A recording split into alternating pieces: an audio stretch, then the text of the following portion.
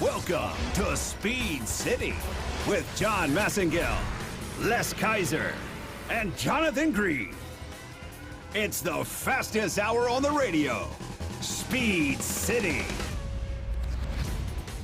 Good evening, Gearheads. Welcome to Speed City, your Sunday night with Speed City, live from Austin, Texas. This is John Massengale. I'm sitting in the studio with my cohorts, Jonathan Green and Les Kaiser. Jonathan, how are you? Oh, if I was any better, it would hurt. And you got a little breakfast or dinner on your nose.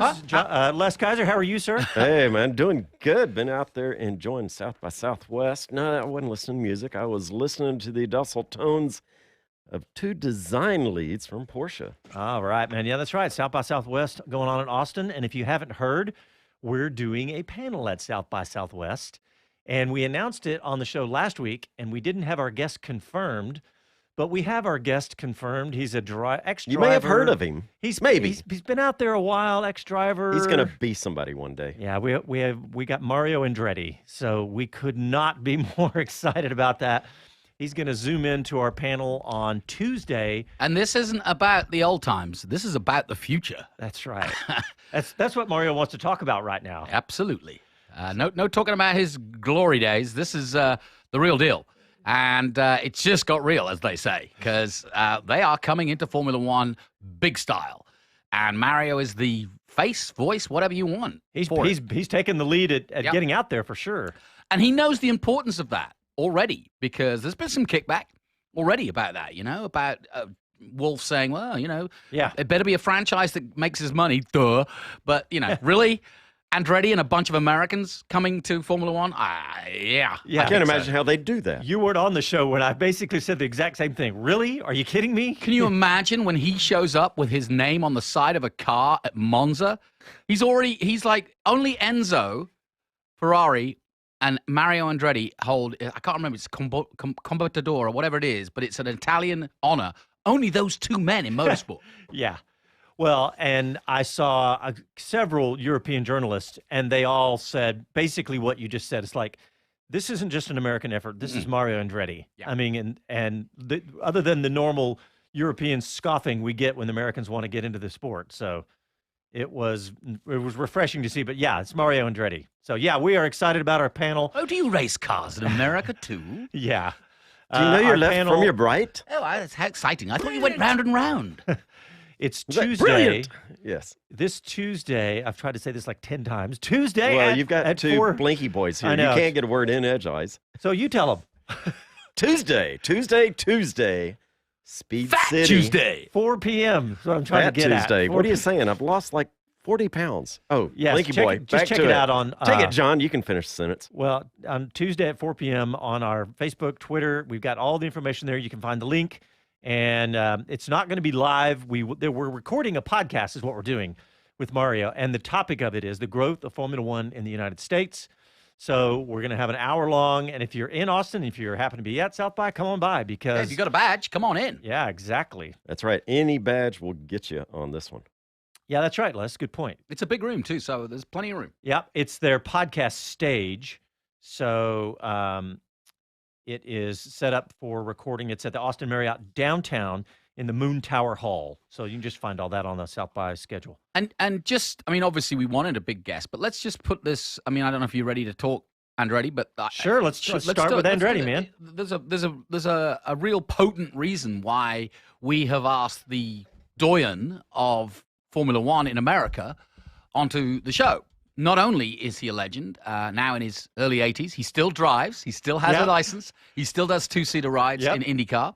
His son, of course, runs Andretti Autosport, which is one of the top teams in Indy currently, as well as many other, I think 6 different outfits he's running. That's Formula E, in Australian supercars, and so on. So Andretti Autosport is massive.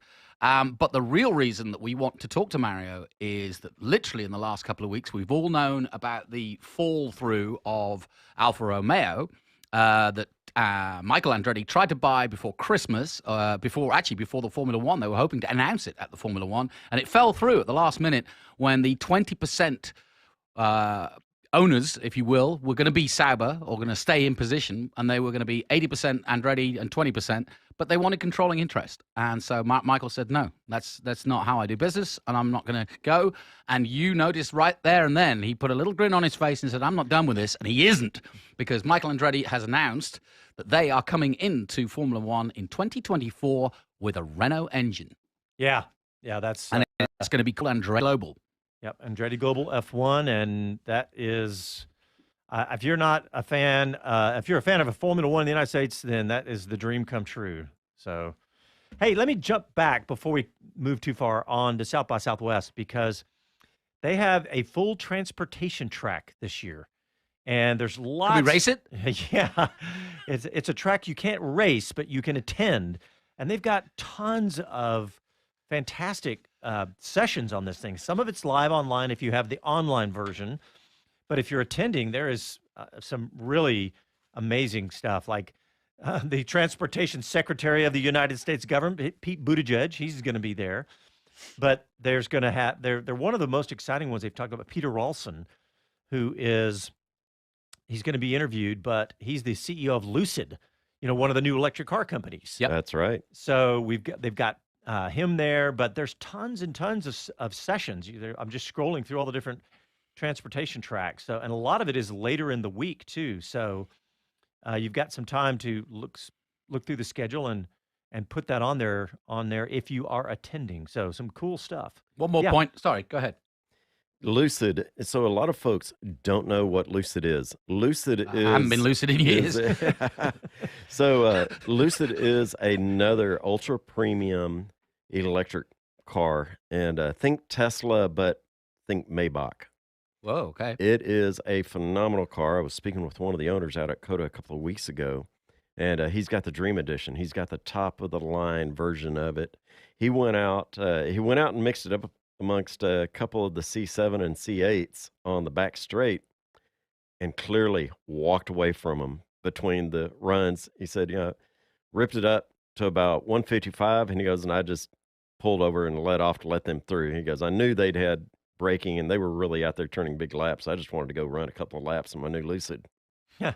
So don't blink your eye on those cars. Keep them in sight. Lucid, These are that's one of the big quite a players. respectable player nowadays. I saw a Rivian today, first time. Yeah. In a restaurant parking lot. The Rivian Is he truck. revving his motor? Yeah. But that's Austin-based again. No. Ah. No. But it's a big player in electric trucks, and I think Ford bought a controlling interest in Rivian, or invested heavily in Rivian. But hey, let me talk about what we're talking about on the show tonight. Also, we haven't touched on all that because obviously Colton Herta, huge massive story for American F1 fans. We're going to talk about him, this contract that he signed with McLaren to go testing in last year's car. So that's cool. And we're going to talk about Kevin Magnussen. It seems like forever ago, but that was right after last week's show. We're going to talk about Kevin Magnussen back with a vengeance. Looked fantastic on the second day of testing. It was fastest. Are you kidding? And we're going to talk about the Haas F1 team, how good the car looks this year. Mm-hmm. Can you believe we're saying that? I mean, I knew they had a whole year to prepare. I knew they had the most CFD time, but I was still prepared for them to be at the back. But I don't know if that's going to happen. We don't know until next weekend, which that's also what we're going to talk about. Formula One starts in 1 week. Yeah. 1 week from right now, we will know if the Mercedes side pods are a joke or if they're genius. I think they're genius. Yeah. Whether they'll survive, I don't know. It's a bit like the double diffuser, but that's a good segue. We're going to talk tonight about Drive to Survive. It came out on Friday. Yep. I've watched 2 episodes. Les has watched like 6. Yep. So I've been out partying.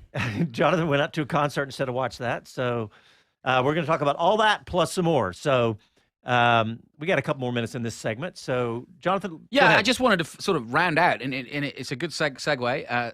Another electric vehicle, but no, it's a nice segue to say, just to finish up. We did a panel at South by a few years ago, and we talked about technology because it's a technology festival, as it will, music and film, but mainly technology. And tech. The tech companies heavily involved, from Dell, all the rest of it. And I felt then that it was relevant that we were talking about the Gull Wink and how basically we were talking about the trickle-down effect from motor racing into household products, i.e. production cars, and how disc brakes and, all of these things are developed in a racing format. Stability digital control, mirrors, anti-lock brakes, all that stuff. All of that stuff. And that was great. But what I think this time is even more relevant is now we're looking at an audience of South by that is interested in Formula One because Cisco, Dell, NetApp, CrowdStrike are all involved. These are words that, the tech crowd knows. And now suddenly Formula One is on their radar and they're all learning it. Drive to Survive, they're all going, we need to, hey, our company's heavily involved in this. We need to, and then look at the Austin companies. Oracle, massive, investment in Formula One. Crypto are in Formula One. Yeah, heavily. So this is, I feel we can walk in there on Tuesday, head up high, that we're in the right place at the right time. Yeah. It's funny. That's the way I named our panel at South by. I said Formula One is the pinnacle of motorsport technology. It's always referred to as the pinnacle of motorsports. Yeah. But it's clearly, Formula One is so much about technology because at this, they call it the conference, that segment of South by, not music, not film, it's the conference, and it is about technology and emerging technologies and emerging trends and all that stuff. So, I like to call it a test tube 180 miles an hour. Because it is. There you go. It's just that. Yep. All right, well, let's go ahead and get our first break in. We'll have a bigger next segment. We'll get this break done, and we'll be back after these messages.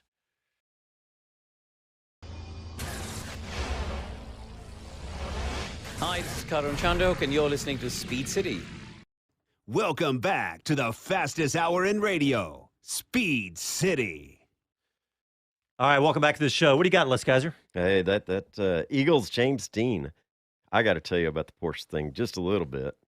They had what looked like a totally new Speedster, like James Dean crashed in. That's the photos you Ultra sent us? high tech, essential. Yeah, these things Wasn't are it a amazing. 356?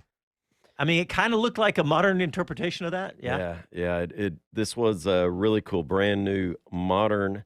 But what's so interesting about this display and this panel discussion is all of the vehicles in there are not production. Many of these are design exercises that this is the first time some of those have been out in the public eye. And so this is really rare for Porsche to draw out the curtain, bring out some of their skunk works vehicles. I also picked up a little rumor that I think is pretty true. Porsche R&D are developing a new race series. You've heard of the Carrera Cup. Well, this is going to be underwater, and they've already launched and sunk a ship full of Porsches, and that is actually R&D. Is this on purpose? So my birthday present. So my Porsche that you bought me for my birthday will be racing soon underwater. Yeah, that's right. We coming got you to an that, animated film. Something you can really sink your teeth into. Oh well, it was worth a go. Yeah. Hey, DF is watching on YouTube, and he says, Las Vegas GP, ? Saw the host on F1 say testing. I mean, it looks like it's pretty much a done deal. I mean, I don't know if any paperwork has been signed. I don't think it has. It's funny actually. I've got a trip to Vegas in April, and I'm looking to see if there is anybody I can, like a mayor or whatever, to talk to about what has been discussed. I mean, I don't need to lay out of the track. I just want to see how far advanced. Exactly. There's no question that they're talking about it. And as you heard from Chris Medlin the other day, the head of Liberty was quite happy to talk about it quite openly recently. So there's no question that Liberty Media are making a beeline for their next American venue, Las Vegas. Yep. Baby. All right. Show me the money! Yep. Yeah, that happened. Yeah, that happened. Well, they got money. Yeah. And they got a reason to attract people back there now because, COVID's not gone, but they're back open for business for sure. Hey, I like to touch on all these comments. Kevin Kelly says on Facebook, Ford and Amazon are investors in Rivian. I knew that Ford was Amazon too. I didn't realize that. That's cool. Amazon, talking of tech, Amazon massive into Formula One. Absolutely. Supplying graphics, right? Yep. Sometimes accurate, sometimes not. Mm-hmm. You remember last year they were not. They're not great. That's crazy. But they had some stuff that was weird too, like the tire deg thing. It didn't make sense to me. Well, they didn't get it right very often, honestly. No. Hopefully that'll get better. I'm a big fan of Amazon. We've hosted our podcast on Amazon since we started. Yeah, and they bring. By the way, that's 10 years ago. Yeah, this month, isn't it? Let's see. I think And evidently, I haven't tried it, but evidently you can go online and they will deliver packages to you as well. Yeah, they can. They will deliver packages. Yep. Amazon will. Yeah. All right, let's see. What else? Mike Bowles on YouTube says, did Michael say that Toto was warming to the idea? I think this is filibuster. I really do on Toto's behalf. Of course, they're going to welcome him with open arms. And here's the okay. I know where he's getting at. Do you want to just quickly discuss what he is talking about? Sure. Yeah. So basically, there are 10 franchises in Formula One. They can have a limit of 12. Yeah. So if Andretti does come in and is ratified by the FIA and they've paid their money and they've done everything, then the money share between those 10 teams will become 11. So comments from Toto and Zach and a few others have been, well, this better be something that, we can't have a money-losing situation, or we can't have just a team showing up because of the name. Diluting our share of the money. They need to make a contribution. Well, I will speak on behalf of Mario, Michael, and the rest of the Andretti family, and including Adam, my mate. They are going to contribute. Trust me. It's ridiculous to think otherwise. Yeah. I think it's just kind of the posturing, and Christian made you look again. Yeah. I mean, look, due diligence says, let's discuss this in the proper German way and overanalyze it, and that's great. And that's what's fantastic about the German mindset of engineering, and I love that. But there's no way this is not going to be a massive success. If they can pull this off, because they've talked about, just as much as anything, Mario has been talking about the investors, the people behind them they're bringing in. I mean, with the momentum right now in the United States, it's the same thing we talked about last week with the potential sponsors of Haas F1 now. It's like Gunther said, we're not worried about sponsors anymore. I guarantee you they're lining them up. And I wouldn't doubt it at all if tomorrow morning we wake up and there's some big new sponsor announced for Haas F1. Look at the track record they've got. I mean, Michael's got 6 excellent results in 6 excellent projects in motor racing. His father needs no introduction. I mean, if you're an investor, this is a win-win. Yeah. This is a no-lose, win-win. So, yes. I mean, one of the questions I want to ask Mario is, where do they think they can come in to Formula One? Haas knew that it was going to be a bit of a, last-minute effort, and we saw it. It was. The first 2 years, I think they said over-delivered on what expectations are, and the last 2 years have been more what we kind of expected but didn't want to happen. I want to know where Andretti thinks they can get in. Because I don't think they're going to be coming in to make up the numbers at all. No, I think they're going to come in pretty strong because they're familiar with open-wheel racing. They've certainly got the resources around them and relationships already involved in open-wheel racing. I think they're going to come in pretty strong. Really, the only thing that they've got to depend on somebody else with, I believe, is the power unit. Well, the power unit's Renault. It's decided. But and here's the interesting part. Renault are the only team now as a sole supplier to their own team, and back in the 80s they put Williams right at the forefront of Formula One for many years, and just as Honda has done now and is doing now, I think Renault's plan is exactly the same. They know how to make an engine. Absolutely. Yep. And Mike Bowles says on YouTube, he says, if F1 wants the American audience, is a no-brainer. Absolutely. Yep. I mean, that's part of this whole thing. They're talking about the TV money.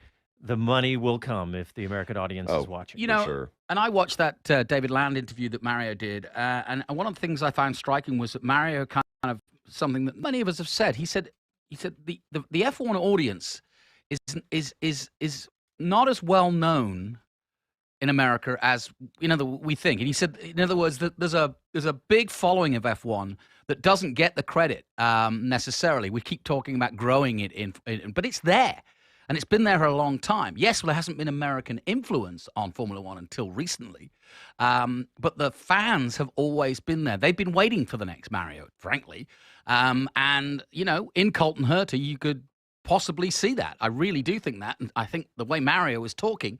And we're going to talk about what he's gone and done now with McLaren, because that is interesting to me, intriguing to me. But, America does have a lot of talent now. Logan Sargent on the cusp, already driven a Formula One car. Now you've got Pato O'Ward and you've got Colton doing the tests with McLaren. So we'll talk about that in a minute, because I want to talk about the controversy of that. Hey, speaking of Renault, Mike, let me see who it was. No, Stephen White on YouTube brought up something that is a great point, Stephen. Renault has the split turbo now. Yeah. Can you believe that? I mean, that's pretty, well, when did that happen? Like 10 days ago or something we found out about it, or maybe 2 or 3 weeks ago, but it's pretty recent during all this testing that we found out that Renault's got split turbo. That is a huge Explain deal. that to me then. What has nobody else got that? No, Mercedes it's funny. Mercedes, that's part of the big reason that they dominated when we went to the turbo hybrid era, because they did something that was stupid simple. In a turbocharged engine, and it actually dates back to, I think, the early 60s in industrial engines. Yeah, but no one has ever done it in racing. It's very simple, Jonathan. A turbocharger has 2 turbines. One's driven by the exhaust. I always used to wear a turban. And the other one pressurizes the air into the engine. So you get more air, add more fuel, more power, more torque, more everything, right? Well, the problem with it is that you never want hot air going into the engine. No. Well, the turbine is driven by the exhaust, which is the hottest part of the engine. Yep. So you've always had this heat transfer between the intake and the exhaust to the intake. Well, Mercedes split it, and they put it at different ends of the engine. Ha! And it was so simple. I mean, technically simple. Yeah. And, instead of having a little tiny rod that connects the two, you just made it as long as the motor. Yeah. Job's done, Job's a good one. Job's a good one. I knew you were getting there. I was trying I knew to. you were going there. We'll get you talking F1 speak. So anyway, it's a simple concept, and but no one else has done it. So Mercedes are doing it, and now Renault are doing it. Yep, Mercedes did it, and really that was part of the big reason that Mercedes had such a big leap at the beginning. Absolutely. And some of the things that go on about that is you realize it's easier to place something half the size than the whole size of that turbo unit. And so you can actually snug them up, and a lot of them will send them through the valley of the engine. That's the way the original engine that had the split turbo on function, is it actually sent that shaft through the valley. So it used the engine case as the bearing support on each end. And that's how that worked. And so I'm amazed that nobody else has done this in the paddock. Yeah, it's really amazing. So I'm really the reliability part of it for Renault, because it's a big significant change in the way they operate. So they're evaluating the reliability of all that. But gentlemen, we have enough time. I want to save you know what? Let's jump into the Colton Herta discussion and go a little further into it, because first of all, Jonathan, you got a good grasp on what he signed. Obviously, he's not going to be driving the car this year, and he's not even going to be driving a current car. No, sorry, he will be driving the car this year. Well, no, I'm but sorry, not a current car. Not racing in races this year. So let's just set it up. Colton Herta is an Andretti Autosport driver. Yeah, in IndyCar, doing very well. Could win the title this year. He, along with Andretti's hope of buying Alfa Romeo, was going to be their number 1 driver with the Gamebridge money that he currently brings to Andretti Autosport in America. But wait, he just signed for McLaren? I'm confused. Exactly. So, yes, of course, I thought, bloody genius, Zach, because he'd whipped Colton away and tied him to an F1 contract. That is not the case. Yeah. What Zach has cleverly done is offering both his own driver in Indy, Pato O'Ward, and now Colton Herta, and potentially some other drivers, maybe Kirkwood, who knows? But he's offering basically a last year's car. The rules have changed slightly, so you can now run a test series with an older, 1 year older car, because we have new regulations this year. So you won't gain any espionage stroke development ability from driving last year's car, whoever you put it. Yeah. So, but it's an ingenious idea, because it gives people like Colton and people like Pato O'Ward a chance to actually sample Formula One and do, let's say, 3 or 4 days of hard testing, 700 miles, 800 miles, and learning the technicians and the engineers, which they cannot do in Indy. And as we know, there still is this big void, if you will, of super license points for these kids who potentially could go into Formula One. And so I think that's going to be addressed soon too. Bottom line is, Americans are now getting, via Zach Brown, and I think others will follow, a chance to try out F1 equipment and be seen in Europe by that ever so arrogant audience that says, oh, Americans. But no, and that's great news for all of us here in America who love Formula One.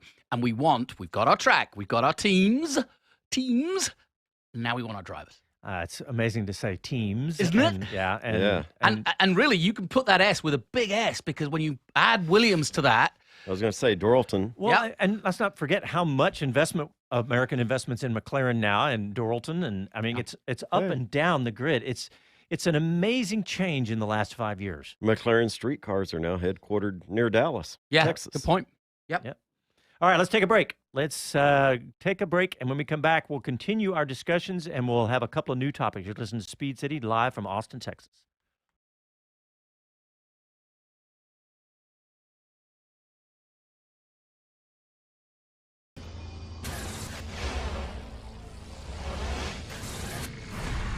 Hi, this is Mario Andretti, and this is Speed City. Welcome back to the fastest hour in radio, Speed City. It feels like the first time. Is that what Kevin Magnussen said when he got back behind the wheel? I don't Probably. know. How about that news? I want to talk about that. Yeah. We got one little piece of business that we're going to take care of before we move on. We're going to talk about Kevin Magnussen. We're going to talk about the Haas car. We're going to talk about Drive to Survive. But before we do all that, we are going to have a little cake and birthday And we candles. will eat it. Let them have cake and we will eat it. Show them this fabulous cake on really? the camera, Les. There we 10 go. years There we ago, this week, we launched Wow. There you the go. Speed City podcast. And we're still talking to each other, the three of us. 10 years ago this week. Cool. Forks, too. Yeah. On March 6th was the first podcast. Gosh. And we started Speed City because the day that COTA was announced, I read it on Twitter or something, and I was like, "Oh, this is not true. This is just some crazy internet I remember rumor." the day. And then we realized that it was true. And this was about 10 in the morning. And about an hour and a half later, I was out at the land. I drove out. Yeah. I said, "Guys, I'm going to lunch." And I drove out there, and I was. Well, we all did, didn't we? Separately. Yeah, we all did. And And there was one sign that said "Site of the Formula One." Yeah. Gosh. And actually, when I drove out that day, there wasn't was even nothing. there. Nothing there, There yeah. was literally nothing. It was Belly just a big- scraping ranch roads. Yeah. So we drove. I just drove around, and I had not met you, Les. That's right. Yet. Hey, listen. Or you. When we do the book, because Yeah. I'll tell you, Bernie Eccleston basically negotiated the deal at Bubba's. At Bubba's. At Wild Game. Yeah. Buffalo Bubba's. Burgers. Buffalo Bubba's Wild Burgers. Game Burgers. Yep. Miss you, bud. Coyote fries. And, Yeah, I've seen Bernie in some pretty highfalutin places, but I never expect to see him in our Roy. Yeah. Come on now. I wonder if he had a shiner. He probably did. So yeah, 10 years ago we started the first podcast, and then June, that was 2012, and then Yep. in June of 2012, we got invited to do our show on ESPN Radio, Yep. and I was only 3 months in, and then we got invited to do our show live We had a the special Form- guest at the who Form- forced his way in. at the Formula Expo. That's it. And that's Jonathan when we Green. met this loud guy. Jonathan Green locked up when we were in Jonathan commercial. Green. In fact, you told me to go away. Well, that was the night before. We were setting up, and I was like, I'm really excited to meet you, but we're setting up. Yeah. And what about setting up? We don't have a crew. It was us setting up. So, but anyway, the next day you came back, and you came back during a commercial break, and I said, well, come on the air. He told me who you were, and I said, well, come on the air with us and talk. And I was like, I don't know who this guy is. And the mics flipped on, and Yes, the That rest was is all history. she wrote. the mayhem ensued. And And Jonathan Green. All right. That's Move good. on. Let's talk Colton Herta. Anyway, so that was 10 We're years still ago. here. We That's we the have main it- thing. That's right. And we have some really exciting news coming this week. New contracts and all sorts of really stuff that we haven't gotten That's it all pretty good. inked up yet, so we You can't think so, say Jonathan? it until tomorrow or next day. But we got some new stuff happening. Yeah, we got some big news for you guys. Yeah. And if you're a regular to the show, and I know some of you are listening now, we're solid. Yeah, everything's in great shape, and we'll be able to announce some of that. Who knows? Maybe tomorrow. We've maybe got the next so day. much more to bring you on F1 this year. Yeah. Really have. And if you, I mean, you must know, but we do the pre and post race, the official broadcast on Nationally, national yeah. radio. So. Oh, come on. Just tell him a smidge. Well, you don't have to say we don't- names. We can't because the contracts are not inked. I have the contracts in my email. I just have to sign them and send them back. So, Well, what we'll are you get doing on- here? How much more of us Come would you on now. like? What do you want to do How about another 10 Sunday? years of you not signing your pen? Get your pen out. It's Sunday. We can't do anything today. We'll have it all done tomorrow. Oh, So. my word. So anyway, this is talk- like You race on Methodists. Sunday. Do what? Sell on Monday? Talk about it on Monday? Oh, come on. Oh, you guys are in rare form. You're getting tonight. like the British. You waiting in line? All right, what do you want to talk? Haas F1? The car looks fantastic. Well, go. Yeah, I want to talk about Magnussen. Well, it's same topic, so go ahead. Well, what I want to talk about Magnussen that I don't think anybody's really given a lot of thought to, but what a perfect guy. Look, if you look at the Haas team, it's based around Mick Schumacher now, right? He's the Ferrari junior guy. Ferrari are heavily connected. Alfa Romeo, by even looking at selling to Andretti, have kind of distanced themselves now. And so Haas are the junior team for the Ferrari team. And they're getting personnel because of the cap and so on and so forth. Mick Schumacher is a plant. He was put there to be trained to be a Formula One star for Ferrari, just like his dad. They revere Michael like no other. Who better than to make him the complete article than a man who has, like Mick, grown up in the shadow of a great Formula One driver, Jan Magnussen. Yeah. So my point is, at 29, with his background, his popularity, his experience, and his demeanor, because he's a really nice guy, he's the perfect guy for Mick Schumacher. And I literally woke up this morning and went, I hadn't thought about that angle. You know, he that's good. understands where Mick's coming from, both physically and mentally, and a generation after your father's been in the sport. There's a lot of pressure involved. Well, who better than to, have a chat and a beer and a coffee over than to talk about shop than with Magnussen. Yeah. And I think Kevin will be brilliant both for the team, because let's remember, he was there at the start. Yeah. And if you remember, when he was fired, Gunter told us that he was willing to come back when he wasn't sports car racing and help the team with their two He young said that. drivers. I'll be around in 20 or 21. Yeah. Yeah. It's a really, really interesting. And think about that. I mentioned that comeback kids. How about he's got a multi-year contract. We don't know the length of, but he's a smart cookie. He's probably signed a 3 to 5 year contract because he's 29. Take him through to 35, 34, and Haas will be a very different project by then. And remember, I just thought of this angle just now, really, about Magnussen coming back, is that the biggest reason that they did a full reset, I mean, both the guys, Grosjean and Magnussen, were, they've been in the sport a long time, but one of the biggest drivers was money, right? Yeah. That's the reason that they brought on Uralkali. That's the reason that Nikita Mazepin. I decided, by the way, Les, is that his name is Voldemort now. We don't really, that's just my personal opinion. Anyway. I don't get it. All right, people. The name that shall not be mentioned. Anyway, so the money. He watches a lot of kids stuff. The money Apparently. behind Uralkali was the reason that they were there, right? We all know that. But again, Well, it's fertilizer and that is fertilizer. There's a lot more to that joke. But we did it all last week. That's true. That's true.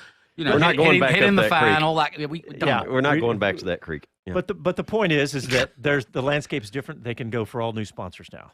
But Magnussen was great, so why not bring him back? Well, and the one thing that does kind of this McLaren thing, going back to Colton Herta again. So we believe, or it has been sort of roundabout we believe that there was a potential 30 million to come with Cambridge and Colton Herta that was going as part of the Alfa Romeo deal, and that it could still be in place for Andretti's team. But what if McLaren gets in there? Or what if Kmart? Or, who knows Whoever. what? Or Mahindra or whatever. Yeah, there you go. But my point is, I think what you've got now is Haas and Andretti both looking for blue chip American sponsors. Yeah. Walmart. We were watching NASCAR. Well, I mean, good God, they've got the access. Yeah, it's true. How about Amazon? Yeah. Yeah. American company. Well, they're already global involved. impact. Why not? Well, by the Go- way, Stick up even bigger. Who won the NASCAR today? Haas Stewart with, Mahindra Yep. tractors. And I said it last week on last week's show. That's what Haas could easily do because it's a global company. And it may not be sexy, may not be fertilizer, but tractors sell and they're worldwide. And they're very good tractors. Depends which Tractors- side of the farm you're on. Well, Tractors do spread fertilizer. yeah. So We could make up a lot of jokes about that too. There we go. But the car looked great. The Yeah. Haas car looked I mean, we don't know anything really with testing. Like Bob Varsha said the other day, you got to look at it with a squint. But the car looks good, guys. Good line. Yeah, the car looks good. Kevin performed wonderfully. So did Mike. I mean, Mick. 2 years out of the car. Yeah. I think it was 16 months to be exact. Yeah, Right. to me, that's amazing. Yeah. That he stepped back in. It is a different car than he was even in back then. But his Dramatically. but his acclimation to that car and then to get out and perform like that. You're right. Squinty-eyed, you got to realize not everybody is out there running an absolute 100% hot lap. And somebody asked me about that a while back and said, well, no. I said, because they're going out. They may be saying, hey, we really want to see how things load in certain degrees of turns. And so, they might be blowing off, pieces of the rest of the track, but each lap has some value that they're looking for. They want a little bit of the turns. They want a little bit of downforce. They want to work on the braking. How does that work out? Braking under curves. Yeah. So you got to realize they're picking and choosing the pieces that they are actually testing and looking at the data from. So it's not all about a consistent hot lap, but it's great to see Kevin up there whipping it out like that. Yeah. Hey, I was thinking about all the different design. The Haas car. To me, I love the look of all the new cars, right? The 2022 car, but the Haas car, I haven't really decided on, just trying to look at it from an analytics standpoint, like the Mercedes side pod thing and all these. Well, I want to talk about that too. Yeah, I've got some notes on that because I definitely studied that as much as without a CFD degree, but the Haas car looks surprisingly stable. I was watching just some of the coverage of 8 hours of coverage from Saturday or from Friday, but it looks really stable, and I think that it looks easy to drive. And I know it's really hard to say in this early stage, but that would have been, if you asked my impression, those were the two things that I came away with. Mm-hmm. Hey, but speaking of the side pods, the Mercedes showed up at Bahrain lacking side pods. Basically, it looks like. A porpoise. They looked. It looks like they took the carbon fiber and just heated up and shrunk it down on top of the mechanicals because there's almost no side pod. And I was looking at what Craig Scarborough, y'all know him. He was a genius guy. In fact, he even predicted what this car was going to look like. But he was talking about why they did that. And as everybody knows, we've talked a lot about it, but the aerodynamics this year are mostly on the bottom of the car. Right. Ground effects, right? So that's where they're generating all this downforce that they normally generate with all those crazy front wings from the past and rear wings. Those are still there, and they still perform some of that. But the big thing is the bottom of the car.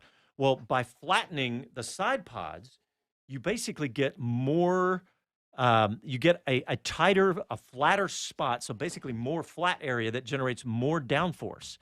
So, and apparently, like Christian Horner and any other team managers are not complaining about that specifically. They're complaining about other things like the side impact modules that they've got on the side. Right. They've got to have thought about that. And I don't know. And I mean, y'all saw what Lewis Hamilton said about the car. He said, "I don't think we'll be competing for wins." Now, we can't trust anybody says. I think that's what he said the past 4 years. Yeah, but that's true. On the radio. Disregarding that. Yeah. Why are you going to tell me that? Now you're going to tell me the other goat, Tom Brady, is going to say, "I don't know. I'm coming back to Tampa, but I don't think." No, I thought he was coming to Mercedes. He could be. Yeah, no. Wrong. Renault. He's coming to Renault. Awesome. So, I don't know. This is so much fun. Such a sea change in our sport right now with the salary cap, with the new car, with the new wheels, the new tires, all this stuff.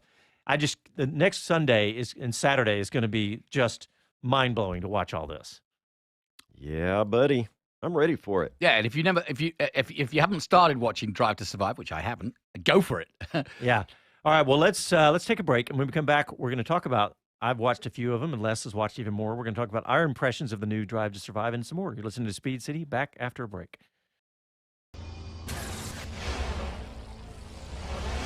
Hello, I'm Jenny Gow from BBC F1. You are listening to Speed City. Welcome back to the fastest hour in radio, Speed City.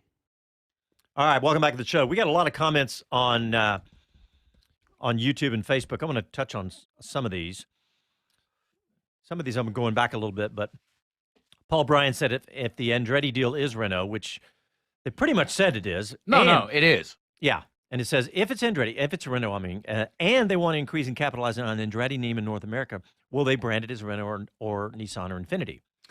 That's a good question. As you know, and he obviously knows, that Renault cars are not sold here in the United States. But, of course, Nissan, Infiniti, which they also own, are.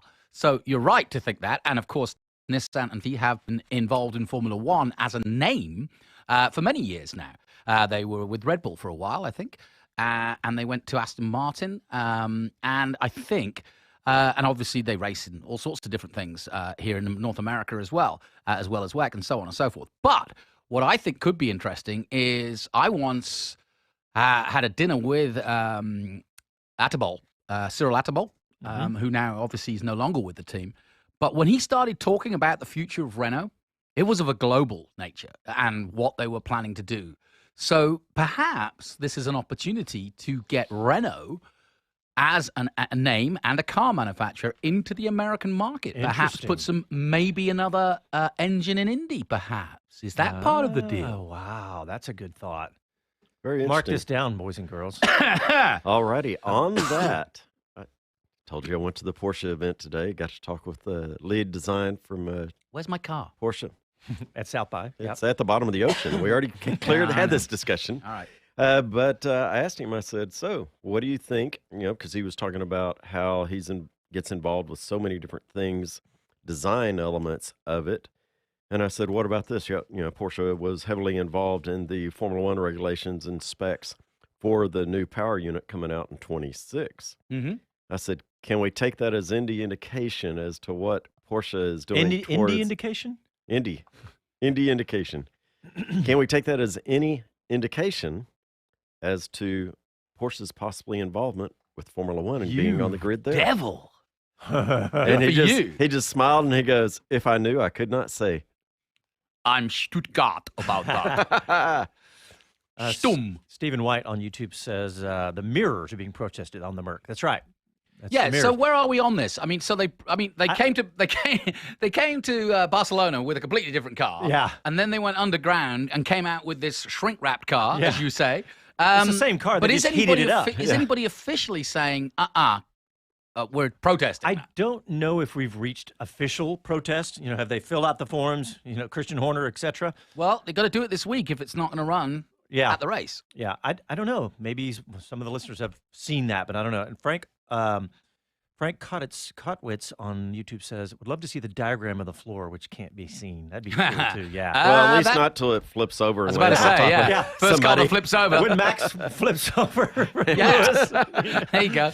Whoops. We're not suggesting anything, but we'll see them, I'm sure.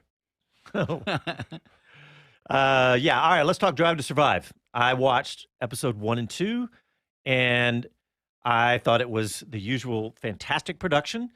Yes, it's a little, I am not going to complain about the over-dramatization because I love it. I love the series.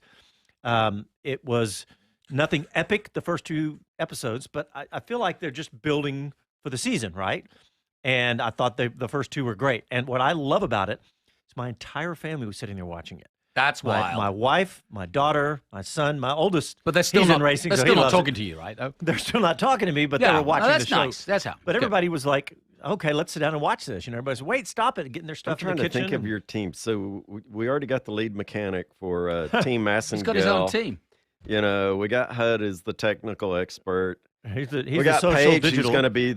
She's going to be the principal. Well, yeah, she's going to be running the whole thing before too long. Yeah. Yeah, I don't know what Laura's doing, but I don't know. She's cat wrangling. She'll all of control us. everybody and manage the finances. That's it. But Drive to Survive, I thought the first 2 were great. Unless you've seen up to what, episode 6 or 7? Yeah, I'm up in that area. The thing that I keep telling folks, yesterday I was talking with somebody about it, and the thing that is so great about this is a lot of times you get to know some of the personalities behind it. That is what's, Gunther effing Stein. And so, that you get to meet all these different folks. But one of the personalities that you'll see come out and you get to know a little bit better is over at Williams. and that's Matt Savage. You really have not had much exposure to him yet. And so as we get going through the season, you're going to start to meet Matt Savage. Now, why do you care about Matthew Savage and Williams? Well, remember, he is, he's operating with a heavy influx of Doyleton Ventures capital money. But tell him who he is, though. That's an American. Yeah, he's the principal over there. But Doyleton Ventures is an American company. Doyleton Capital. Yeah. And so you're going to, we're going to call them stepchilds of being an American team at the moment. Yeah, and it's true. They are an American team now. But there's another option for Americans to get behind. And like I said, getting to meet Matthew Savage on screen here gives you a little input. And don't forget, they have an American driver as their test driver, Logan Sargent. He drove There the you car go. at That's Abu right. Dhabi, and he will be with the team all season and will be on the headphones and probably doing a Friday drive. He's doing F2. Bodes really well. Hey, by the way, can I make a comment about Drive to Survive connected to two things? Once again, this year, if they go for the next season, what you're watching now is last season. Right. But Max Verstappen did not take part last season. And of course, he's going to take part this time, right? He's the world champion. Nope. He's not going to be part again. And here's another thing. How about this? Apple Plus are putting out a brand new documentary on Lewis Hamilton, and it will be produced by Box to Box Films, the same group. people who produced the Drive to Survive. Drive to Survive. And incidentally, in the article I read, which is on grandprix.com, very good site, Joe Sayed says the documentary will be produced by Hamilton, Penny Thau, Box to Box Films, and One Community. So there you go. Okay. Interesting. Hey, so, obviously I'm really looking forward to the last episode and see how the last race plays out. They got to do a double episode. It's Yeah. too The much. The thing that we were talking about how great this series is, and I said, realize, and this is where I've always given Massey the benefit of the doubt. He had, 60, 90 seconds to make all these decisions that now we've talked about for half a year. And we've, looked, invested, we've looked at it different ways, inside out and upside down against the rules and regulations. And we all have our opinions of that. But I think this is really going to be interesting how they share that, and whether, in some camps they beat up on Massey. On others, it's like, he's human. He did the best thing with the knowledge and experience that he already had coming into this race. So I think we're going to really have a great time in those last couple of episodes when we get to that. Yeah, and something had to give after that situation. And let's now the dust has settled. Let's be honest. Verstappen was given the world championship and given an advantage by the fact that he had new tires and Hamilton didn't. Now, that's not to say Hamilton couldn't have gone in, but it just wouldn't have worked that way. Yeah. Bottom line is, I understand what Massey did. I understand why he did it. I get it, but there's going to be a fall guy. I mean, we could have lost the greatest driver of all time, Lewis Hamilton, because of it. He went dark on us, but he's coming back, and Massey's the fall guy, as it were. But I think the whole thing needed to be looked at, and it has been, and it will be, and I think they will continue to do so over the next. And I don't look. I've never met Massey. I thought he did a pretty good job since Charlie left us.